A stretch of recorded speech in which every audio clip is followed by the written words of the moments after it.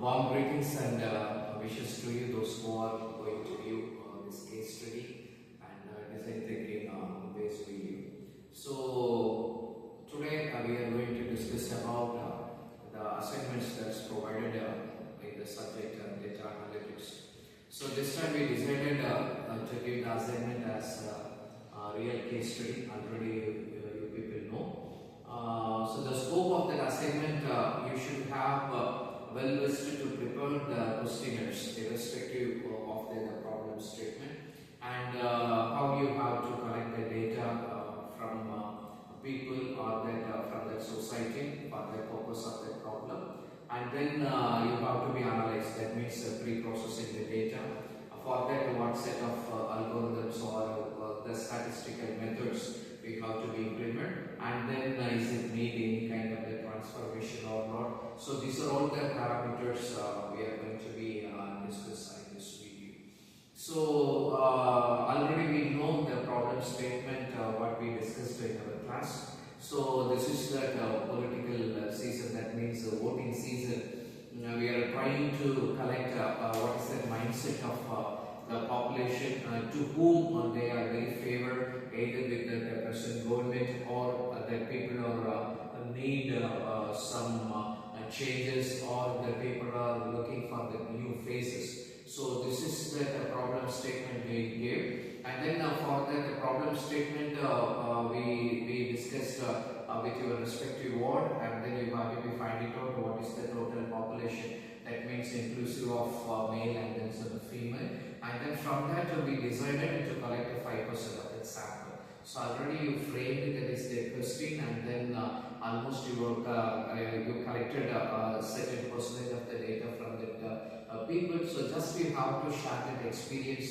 How do you prepare the question, and then what difficulties you faces, and then when you are collecting the data from the population, so what they said, and then further how you are going to apply the missing value parameters or the data transformation.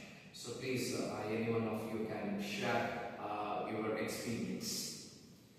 Good afternoon everyone. In my experience, let me start by how I started typing all these questions. So I didn't just went randomly as the people what is happening. I instead casually checked what are the challenges that the people are facing in our community. And also I can see that there are many priority areas. They have a lot of complaints about it. That is transportation, healthcare, and also education. For example, let me say that they have stagnant water, and also the bus is not on time. So this can directly affect the transportation and also the sanitation of that area. And also I asked the questions, the very first questions in my survey was that are you getting the government schemes that are applied by this party? Guess what? I got the receipt was there are most of the answer was that there is somewhat they have received. So it means that now the ruling party is most of the peoples in our communities is not receiving the schemes. So this can directly impact the politicals.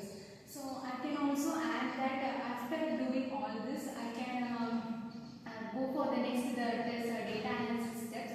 That is first step is the data cleaning. That is I have to clean the missing values by using the mean and also median or name pairs for the data cleaning. Then I have to go for the percentage or summary, so I can easily identify how many percentage of people are now having the schemes or not.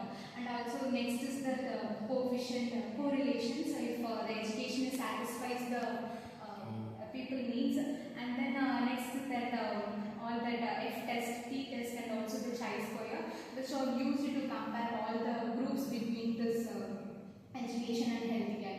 And by doing all these steps, we can get the conclusion as null hypothesis or alternate hypothesis. That is, for null hypothesis, we can get that if government satisfies the people needs, and for alternate hypothesis, we can say that if this people has not satisfied. So from this we can conclude that if our opinion is not only a opinion driven, we can also